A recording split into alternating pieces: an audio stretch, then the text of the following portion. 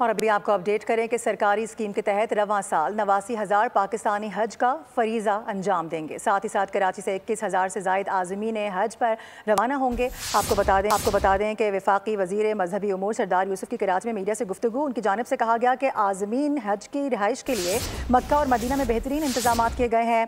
मुशाहिर में AC वाले खैमे मिलेंगे। इसके साथ साथ वज़ीर आज़म की कोशिशों से हुकूमत ने हज कोटे में 10,000 का इजाफा कराया है।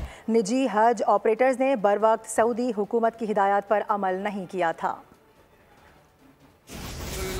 इस साल हमारे सरकारी स्कीम के तहत 89,000 हाजी जो है वो हज करेंगे और सब के उसके जितनी भी फार्मेलिटी प्रोसीजर करके वो मुकम्मल हो चुका है। ये ट्रेनिंग किसी वजह से दी जा रही है आखिरी मरहले में, और कराची से तकरीबन 21,600 हाजी जाएंगे यहाँ से इंशाल्लाह सरकारी स्कीम के तहत।